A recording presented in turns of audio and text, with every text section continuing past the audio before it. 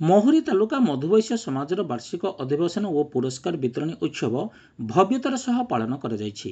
ସଭାପତି ଶ୍ରୀ ହିମାଂଶୁ ଶେଖର ସାହୁଙ୍କ ନେତୃତ୍ୱରେ ଆୟୋଜିତ ଏହି କାର୍ଯ୍ୟକ୍ରମରେ ସମ୍ପାଦକ ଶ୍ରୀ ଶିବପ୍ରସାଦ ସାହୁ, ଯୁବ ସଭାପତି ଶ୍ରୀ ଅନ୍ତର୍ଯ୍ୟାମୀ ସାହୁ, ଆଇନ ପରାମର୍ଶଦାତା ଶ୍ରୀ ପାଣୁଚରଣ ସାହୁ ଏବଂ ଅନ୍ୟାନ୍ୟ କର୍ମକର୍ତ୍ତା ଉପସ୍ଥିତ ଥିଲେ। ମୁଖ୍ୟ ଅତିଥି ଭାବେ ଉତ୍କଳ ମଧୁବୈଶ୍ୟ ସମାଜ, କଟକର ସଭାପତି ଶ୍ରୀ ଦେବେନ୍ଦ୍ରନାଥ ସାହୁ, ଗଞ୍ଜାମ ଜିଲ୍ଲାର ରାଜଶ୍ରୀ ପଦ୍ମନାଭ ସାସମଲ, ତାରାତାରିଣୀ ପୀଠର ସଭାପତି ଶ୍ରୀ ସାହେବ ସାହୁ ଓ ଅନ୍ୟମାନେ ଯୋଗ ଦେଇଥିଲେ। 78 ଜଣ ସମାଜସେବୀଙ୍କୁ ମଧୁ ଶ୍ରୀଶରଣ ପୁରସ୍କାର ପ୍ରଦାନ କରାଯାଇଥିଲା। ଏହି ଅବସରରେ ସମାଜର ପ୍ରତ୍ୟେକ ସଭ୍ୟଙ୍କୁ ସଦସ୍ୟତା ପ୍ରମାଣପତ୍ର ବିତରଣ କରାଯାଇଥିଲା। ସାମାଜିକ କାର୍ଯ୍ୟରେ ମେଡିକାଲ ସାହାଯ୍ୟ, ଶିକ୍ଷାଗତ ଉନ୍ନତି ଏବଂ ମେଧାବୀ ଛାତ୍ରଛାତ୍ରୀଙ୍କ ସମ୍ମାନ ଉପରେ ଗୁରୁତ୍ୱ ଦିଆଯାଇଥିଲା। ସାମାଜିକ ବ୍ୟବସ୍ଥାରେ ତ୍ରୁଟି ଦୂରୀକରଣ ଓ କୌଳିକ ବୃତ୍ତିର ପ୍ରଚାର ପାଇଁ ଦୃଢ଼ ପଦକ୍ଷେପ ନେବା ନେଇ ଆଲୋଚନା ହୋଇଥିଲା। ସମସ୍ତଙ୍କ ସହଯୋଗରେ ଏକ ସୁସ୍ଥ ଓ ସବଳ ସମାଜ ଗଠନ ପାଇଁ ପ୍ରତିଶ୍ରୁତି ଦିଆଯାଇଥିଲା। ଏକ ସ୍ଥାୟୀ ସମାଜ ଗଠନ ପାଇଁ ଜ୍ଞାନୀ ଓ ଗୁଣୀ ବ୍ୟକ୍ତିଙ୍କ ଭୂମିକା ଗୁରୁତ୍ୱପୂର୍ଣ୍ଣ ବୋଲି ଉଲ୍ଲେଖ କରାଯାଇଥିଲା। ଏଣୁ ଆତ୍ମସ୍ୱାର୍ଥ ତ୍ୟାଗ କରି ସମାଜର ସ୍ୱାଭିମାନୀ ଓ ଜାତିପ୍ରେମୀ ବ୍ୟକ୍ତିମାନଙ୍କୁ ଏକ ସ୍ଥାୟୀ ସମ୍ବିଧାନ ପ୍ରଣୟନ ପାଇଁ ଆଗେଇ ଆସିବାକୁ ଅନୁରୋଧ କରାଯାଇଛି।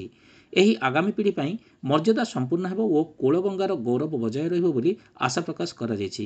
ଏହି କାର୍ଯ୍ୟକ୍ରମ ସମାଜର ଏକତା ଓ ସେବା ଭାବନାକୁ ଆହୁରି ସୁଦୃଢ଼ କରୁଛି ବୋଲି କହିଥିଲେ। ब्यूरो रिपोर्ट आंचलिक वार्ता। आज्ञा मो ना श्री प्रशांत कुमार साहू, साधारण संपादक, निखिल उत्कल मधुबैश्य समाज आज्ञा ओडिशा। आज्ञा आमर कार्यक्रम है सारा ओडिशा को गोटे सूत्र में बांधिकी रखा।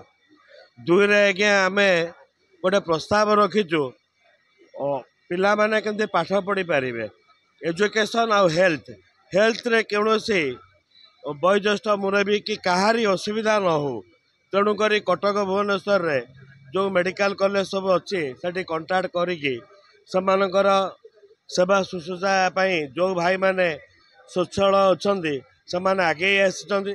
मो सहित भी आमर बहुत संपादक अच्छा, सभापति महाशय अच्छा, समस्ते आगभर होगी आगे आसते कार्य को त्वरान्वित करने। खाली ब्रह्मपुर 30टा तालुका नुहे, ता सहित ओडिशार 30टी जिले में चहल पड़ी। आ सबुठी गणेश पूजार परदिन जो मीटिंग हुए एठी भी आज हो सारा ओडिशा रे माने एठू गोटे मास पर्यंत कार्यक्रम लगी रहे। तापर प्रति वर्ष 4टी आमर एजुकेटिव बॉडी मीटिंग हुए, तार आय व्यय हिसाब रखा जाए, तनखी करा जाए। आ वार्षिक महासभा भी हुए। महासभा भी सबू जड़े भाई जणु केमती साहाय्य करें, नारी सशक्तिकरण केमती हो पारे, एजुकेशन पिला माने कई अपाठुआ रहिबे नहीं, आमर माने सेल्फ इंडिपेंडेंट केमती लोक माने हो पारे, जड़े जन को सहायता राशि प्रदान करिकी कई बेकार रहिबे, आगु को बढ़िबे, आ हेल्थ रे कई असुविधा न हबो सेतिपई आमे यत्नशील होचु। आ एटा सारा ओडिशा को दिग्दर्शन दौचे। आ सारा ओडिशार भाई माने वर्तमान संगठित होई आमे डिसिप्लिन वे रे काम करी चलीचु। आज्ञा आगामी दिन में यह भी जारी रहिबो सबु भाई मानक प्रचेष्टा रे। आज्ञा दनपाणी साहू, दिगपहंडी एवं निखिल उत्कल मधुबैश्य समाजर जड़े सक्रिय सभ्य एवं गंजाम जिला मधुबैश्य समाजर मु जड़े उपदेष्टा हिसाब से अच्छी। बर्तमान महुरी तालुकार जो मिलित बंधु मिलन शुभ अवसर रे ये समस्त ओडिशार समस्त अतिथिवृंद एवं अन्यान्य सभ्य माने यही बंधु मिलन योगदान देइछंती। महुरी मधुबैश्य समाज आपण माने शुणा पाई जे आमर कुल खामंद पद्मनाभ सासमल ठारू एवं निखिल उत्कल मधुबैश्य समाजर उपसभापति ठारू मंतव्य स्वरूप मु एई महुरी तालुकार संगठन उपरे टिके कहबी। यही महुरी मधुबैश्य समाज 1946 मसीह स्थानांतरित माने स्थापित होइछि।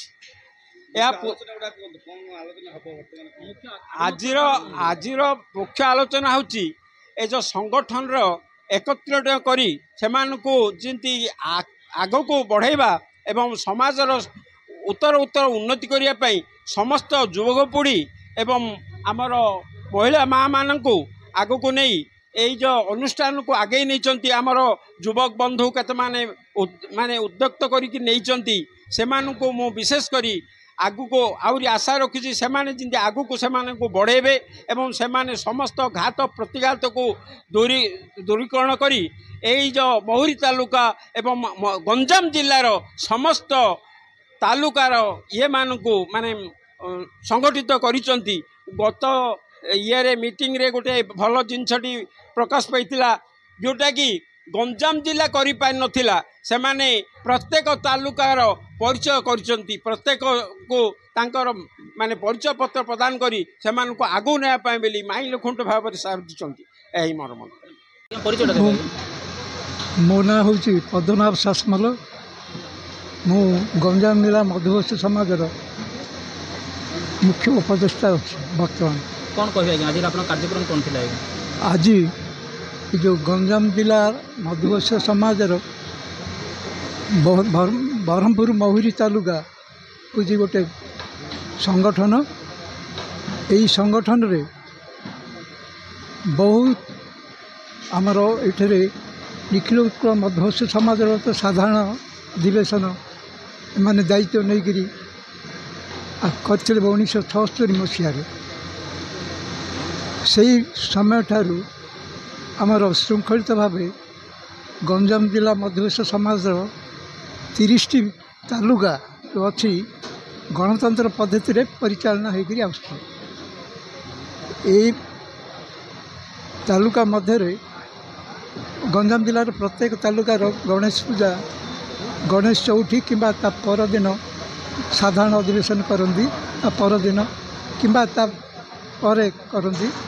ସେଥିରେ ଆଜି ପର୍ଯ୍ୟନ୍ତ ଶୃଙ୍ଖଳିତ ଭାବେ ଆମର ଗଞ୍ଜାମ ଜିଲ୍ଲା ମଧୁବସ୍ୟ ସମାଜର ତାଲୁକା ପରିଚାଳିତ ହୋଇକରି ଆସୁଛି। ଆମର ଯେଉଁ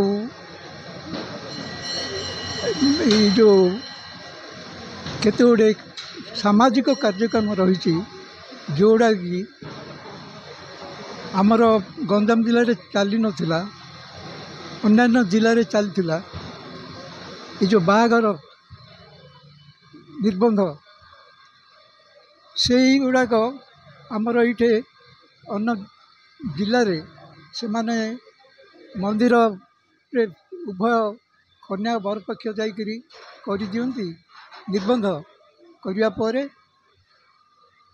ସେମାନେ ଯାହା ଖର୍ଚ୍ଚ ହୁଏ ମାନେ 60-40% ହିସାବରେ ଭାଗ ବାଣ୍ଟି ଦିଅନ୍ତି। ପୁଅ ପକ୍ଷ 60% ଦିଅନ୍ତି, ଝିଅ ପକ୍ଷ 40% ଦିଅନ୍ତି। ଯାହା ଖର୍ଚ୍ଚ ହୁଏ ସେମାନେ ସେଇଥିରେ ଭାଗ ବାଣ୍ଟିକରି ମନ୍ଦିରକୁ ସାଧାରଣତଃ ଅନ୍ୟ ଜିଲ୍ଲାରେ ମନ୍ଦିର ଭିତରେ ହୁଏ।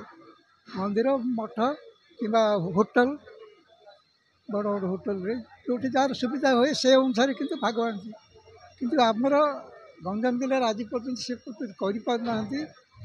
ମୁଁ ଚାହୁଁଛି ସେଇ ନିୟମରେ କଲେ ଉଭୟଙ୍କର ସୁବିଧା ହେବ।